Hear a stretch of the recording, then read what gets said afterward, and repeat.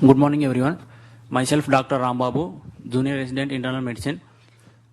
I welcome you all for today's clinical meet. Today we have two important cases for discussion.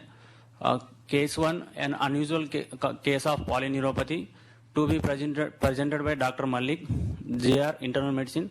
And case 2, an unusual presentation of a rare dermatiaceous fungi to be presented by Dr. Smithy, JR Dermatology. Now I request Dr. Malik to come over and start presenting. Good morning, everyone. I will be presenting the first case of today's student clinical meet. Coming to the patient details, patient name DK, 45-year-old male, manual laborer by occupation. He is a resident of Kirtapur, Bijnor, UP. He was admitted from 13th of May till 25th of May 2022 under Department of Neurology. He came with a presenting complaint of weakness in all four limbs since 2 months, sensory disturbances in all four limbs since 2 months, and pigmentation of extremities since 1 month. History of presenting illness, he started having, patient was usual state of health before 28th of February 2022. He started having vomiting 3 to 4 episodes per day after having night meal containing food particles with a non-bilious, non-projectile, associated with nausea and vomit, nausea and pain abdomen, which persisted for 4 to 6 days with 1 to 2 episodes per day. 4 to 6 days later, he started having difficulty in walking in the form of high stepping gait. And again, 4 days later, he started having weakness in bilateral lower limb, initially distal weakness in the form of difficulty in wearing slippers, along with history of foot drop in bilateral lower limbs. 1 week later to that, patient having gradually progressive bilateral lower limb distal weakness, which progressed to approximately in the form of he started having difficulty in getting up from sitting position and squatting position. Also, patient the weakness gradually worsened, so that he had to take support of the support to need to walk. 1 week later, he started developing upper limb weakness in the form of holding of objects and unbuttoning of shirt, and he also at the same time he also had sensory disturbances in the form of painful paresthesia and bilateral lower limbs below the knees and palms. By the 2nd week of April, he had dark pigmentation in all 4 limbs and the distal extremities, associated with peeling of skin of palms. There was no history of bladder or bowel disturbances. There was no history of backache, neck pain. There was no history of fluctuation in the symptoms. There was no history of headache, seizures, or behavioral symptoms. There was no history of any cranial nerve deficits. Past history, no history of diabetes, hypertension, coronary artery disease. There was no history of CVA, or there was no history of recent trauma or vaccination. Personal history, he consumes mixed diet, sleep and appetite were normal, bowel and bladder habits were normal. He is alcoholic, consumes 2 to 3 drinks per week, quarter of whiskey for past 5 years. He is non-smoker. Family history, there is significant family history with history of similar complaints in the all 4 family members. This is a family tree depicting the members of the family involved. All 4 family members had symptoms onset at the same time, with the index case being presented, and along with that, the wife had weakness of bilateral upper limbs and lower limbs, and the elder son had weakness of the bilateral lower limbs, and younger son had bilateral lower limb weakness along with hyperkeratosis of palms. All the family members, affected family members, were living under the same roof. General examination, patient was conscious, cooperative, oriented to time, place, person, vitals well stable. On examination, they were nails were half and half nails were seen, and skin there was hyperpigmented extremities, hyperkeratosis over palms and soles, along with peeling of skin of palms. This is a figure depicting the half and half nails and pigmentation of the palms. This is a hyperkeratosis of palms along with peeling of skin. And there was lower limb, there was hyperpigmentation noted along with half and half nails. Systemic examination, higher mental functions were intact. All the cranial nerve examination was within normal limits. Motor examination, bulk bilaterally equal. However, hypotonia was noted in all 4 limbs. Bilateral lower limbs weakness was seen in distal more than proximal, and the upper limbs distal weakness was seen in. Reflexes were absent in both bilateral lower limbs and upper limbs. Sensory disturbances, touch, pain, and temperature sensation were lost in upper limbs and lower limbs, the knees. This is a pictorial representation of sensory loss in the form of glow and stalking appearance. Though there were no cerebellar signs and gait, patient was not able to walk. Systemic examination was within normal limits. Summary: 45-year-old gentleman with subacute onset progressive sensory motor distal to proximal weakness, preceded by significant gastrointestinal symptoms with history of similar complaints in other family members at the same time. My first possibility was likely toxin exposure, arsenic, cadmium, lead, or mercury. Other than that, inflammatory demyelinating polyneuropathy. However, it is against the thing against is all the family members had similar time of onset of the disease. Investigations, routine blood investigation including hemogram, serum electrolytes, LFTs, RFTs were within normal limits. HbS-Ag, HCV, and HIV was non-reactive. Hormonal workup including thyroid and vitamin D, PTH, and HbA1c was normal. Lipid profile was normal. Random urine sample for heavy metal screen was sent in which showed significant urine levels of arsenic. Also, 2 days later, we sent the 24-hour urine arsenic levels, which was also came to be more. NCS of the sample nerve was suggestive of sensory motor axonal polyneuropathy. Our final diagnosis was subacute polyneuropathy, like toxin induced, which was arsenic. The treatment which patient was planned to start on Saxima, but due to unavailability was started on penicillamine and medication for pain as well as antioxidants. During follow-up after 1 month, patient had symptomatically improved with power improvement, and sensory disturbances were persistent. Coming to the discussion, I will be discussing approach to neuropathy and toxin-induced neuropathy and arsenic poisoning per se. Approach to neuropathy, there are 7 key questions which need to be discussed. First question is, what is the symptoms involved? Is it a motor, sensory, autonomic, or combinations? Our index case had motor and sensory symptoms. What is the dispersion or distribution of weakness? Is it the distal versus distal and proximal both? Our index case had proximal and distal both weakness. Or is it the focal asymmetric versus symmetrical weakness? Our index case had symmetrical weakness. What is the nature of the sensory involvement? Either temperature or burning or stabbing pain, which is small fiber neuropathy, versus the vibration or proprioception loss with large fiber. In this case, had a small fiber type of neuropathy. Is there any evidence of upper motor neuron involvement? What is the temporal evolution? Acute versus subacute versus chronic. Is it monophasic, progressive, or relapsing or remitting?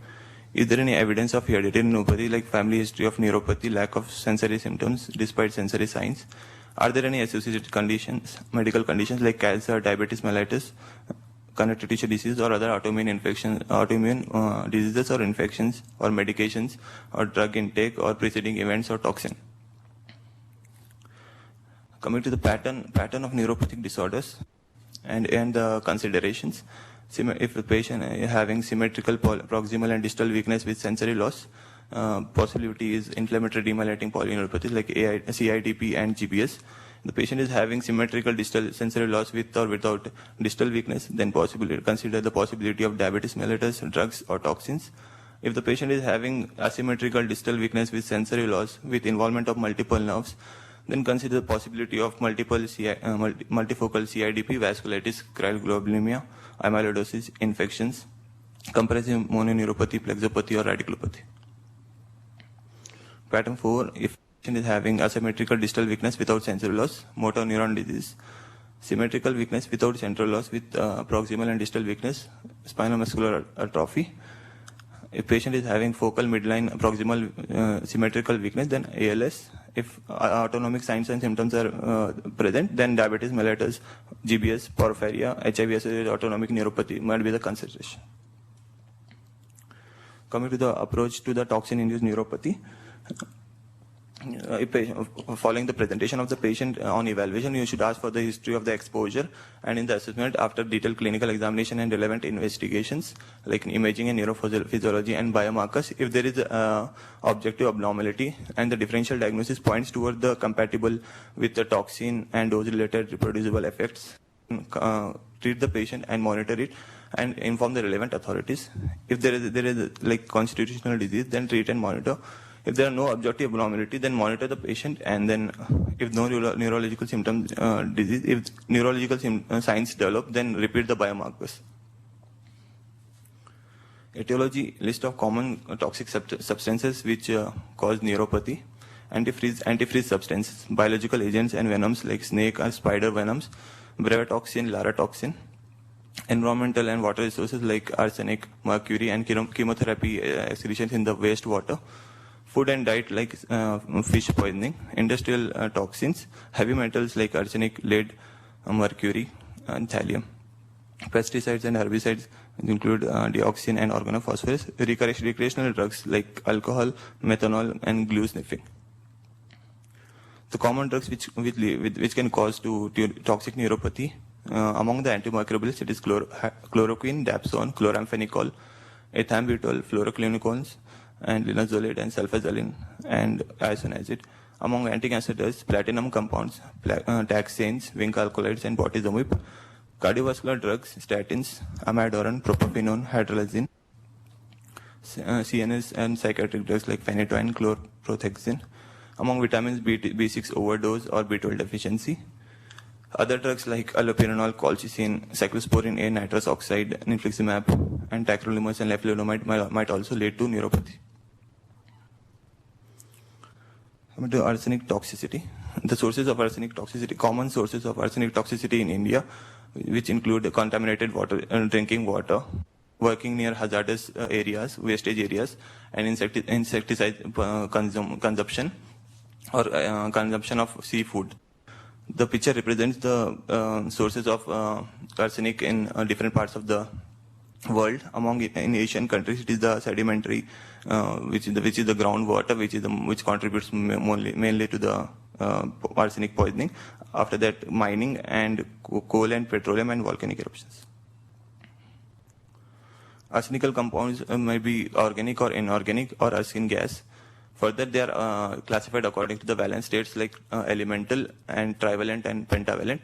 Trivalent form is most toxic, and recommended water levels are usually less than 10 to 50 microgram per liter, and the acute minimal lethal dose is 70 to 200 milligram or 1 mg per kg per day.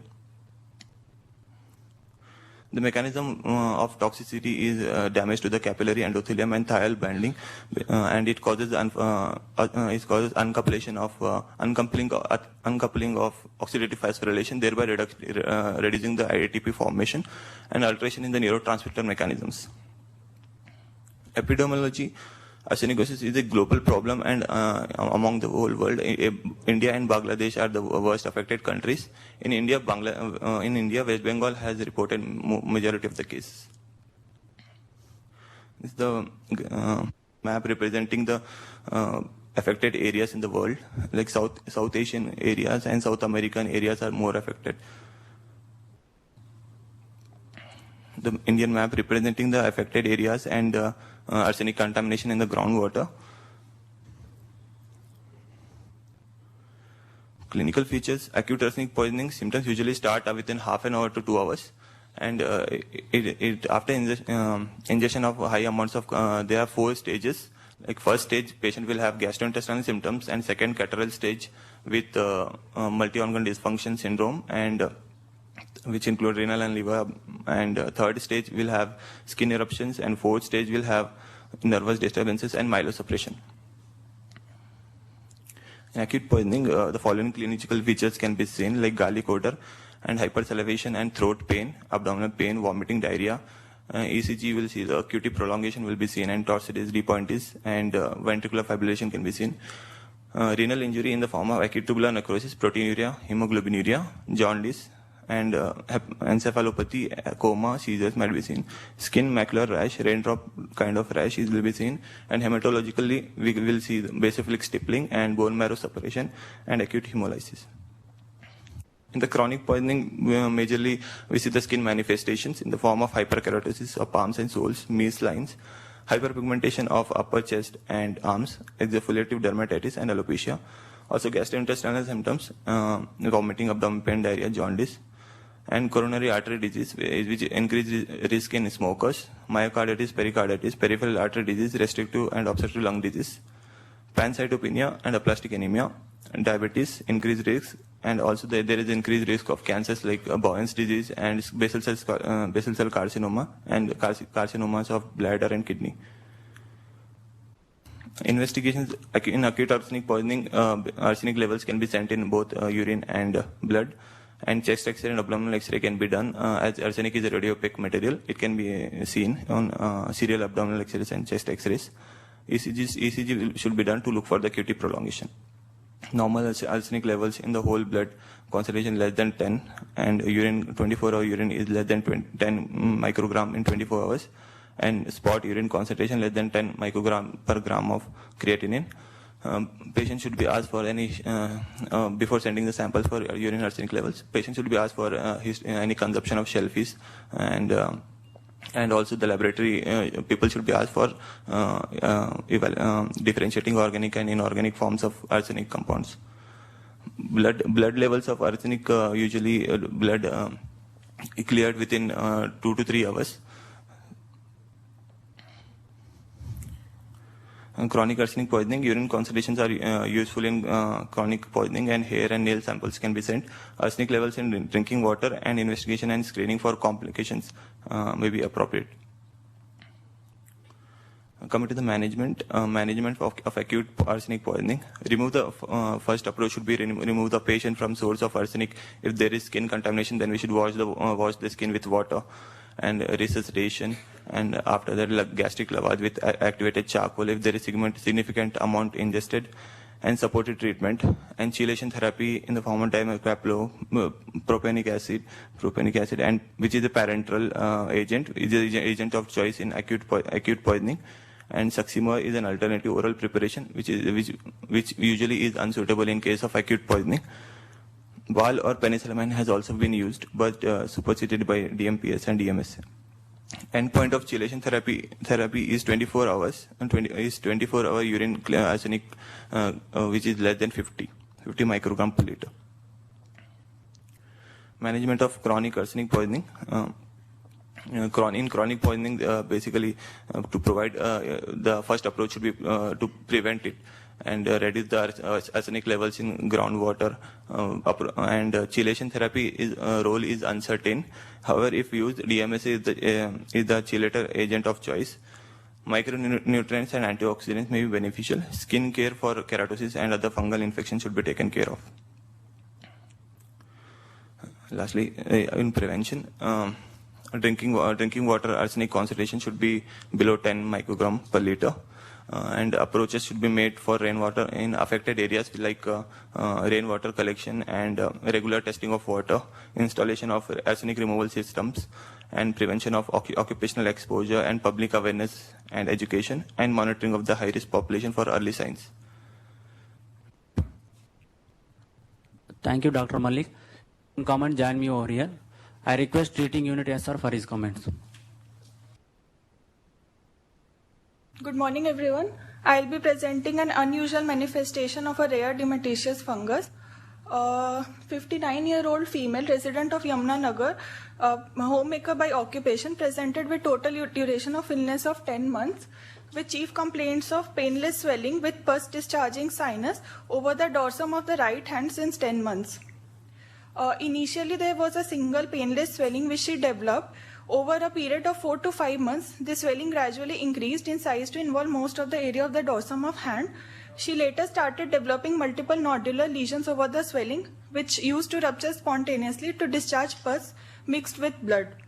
Subsequently, 3 months later, she also developed 2 more swellings, one on the extensor aspect of the wrist joint and one around the right elbow. There was no history of trauma prior to the onset of lesions, intervention done prior to the onset, outdoor activities like farming or gardening, discharge of grains from the sinuses, any history of fever, chills or weight loss, bone pain, headache, seizures, diplopia or focal neurological deficits, shortness of breath, cough or chest pain, facial swelling or sinus pain, and intake of any immunosuppressive drug. She initially took treatment from the local practitioner for 2 months of the initial onset with no improvement. History of incision and drainage of these lesions were done with minimal relief from those procedures, and the lesion used to recur later. The patient was a known case of hypertension and was controlled on medication. There was no history of any other chronic illness in the past, including diabetes, tuberculosis, asthma, thyroid disorder, or prolonged hospitalization. Family history was not significant. Patient was vegetarian by diet and sleep appetite, bowel and bladder habits were normal. Her general physical examination, she was conscious, cooperative, and well-oriented to time, place, and person. She was well-nourished and well-built. Her vitals were stable, and there was no pallor, icterus, cyanosis, clubbing, pedal edema, or regional or generalized lymphadenopathy. Her systemic examination was within normal limits. So, sites involved was dorsum of right hand, wrist, and forearm. There was a diffuse, ill-defined, multilobulated swelling studded with multiple pustules. And on palpation, this was non-tender, normal temperature, and size was of approximately 8 into 6 centimeter. Consistency was soft, cystic, and with areas of firmness noted in between the lesions. And swelling was free from the underlying structure, and movement across wrist joint was limited. There were multiple discharging sinuses, which were actively discharging pus without discharge of any grains. One well-defined swelling was also present over the dorsal aspect of the forearm around the elbow. Mucosa, scalp, hair, nails were within normal limits. A 59-year-old hypertensive female with total duration of illness of 10 months presented with painless, multilobulated cystic swelling over the dorsum of right hand with overlying pustules and discharging sinus, and a firm painless swelling around the right elbow region with no history of trauma prior to the onset of lesions, and history of multiple incision and drainage. No history of granules discharge from the swelling. So the differential diagnosis kept were subcutaneous mycosis, that is pheohyphomycosis, botryomycosis, and eumycetoma. On investigation, hemoglobin was 11.7, and rest liver function test and kidney function tests were normal. Her viral markers were negative, and her blood sugars were normal. Ultrasound of the local site revealed lobulated heteroechoic multiple lesions in the subcutaneous plane and skin with central hypoechoic areas over the dorsum of the right hand, and few prominent vessels were seen coursing through the lesions, and those were showing venous waveform of maximum thickness of 1.9 centimeter. The X-ray of the hand revealed no bony involvement. FNAC revealed polymorphic lymphocytes and macrophages in the background of abundant necrosis. Past stain revealed septate fungal hyphae with vesicular swellings and bulbous terminal ends. Numerous pigmented round yeast forms were seen, and Masson-Fontana stain revealed dark brown to black melanotic fungal hyphae. I would like to invite Dr. Nishta from pathology for the histopathological examination.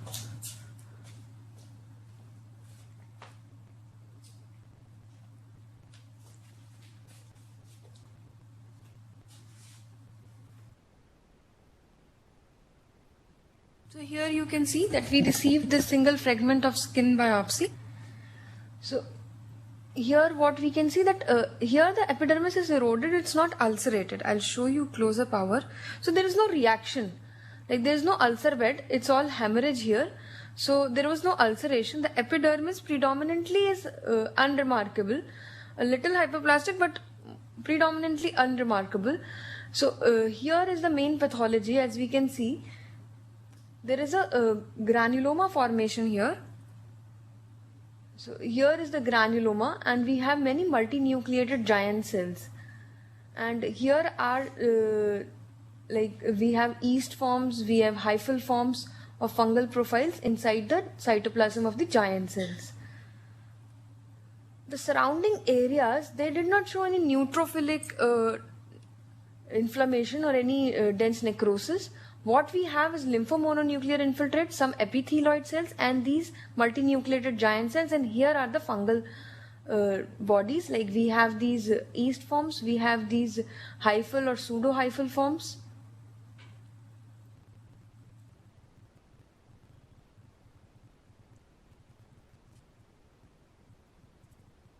So this was a small stain, and we can see that these fungal hyphae are little highlighted here.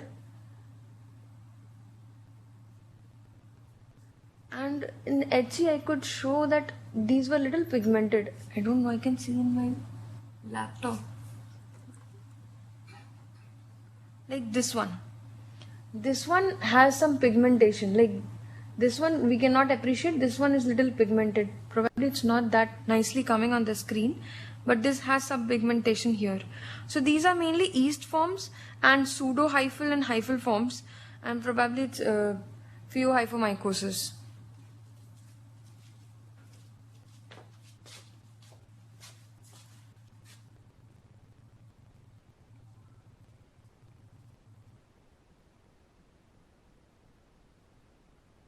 I would like to call Dr. Rajendra from Microbiology Department.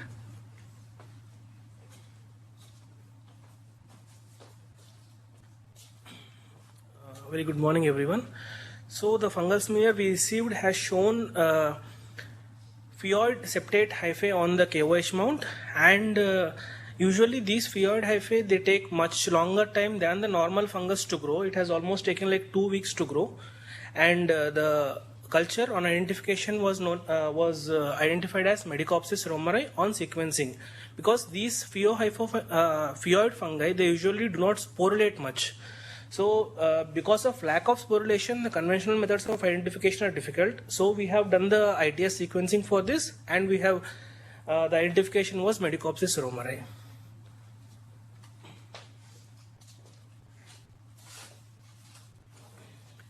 So we came to the final diagnosis of subcutaneous pheohyphomycosis.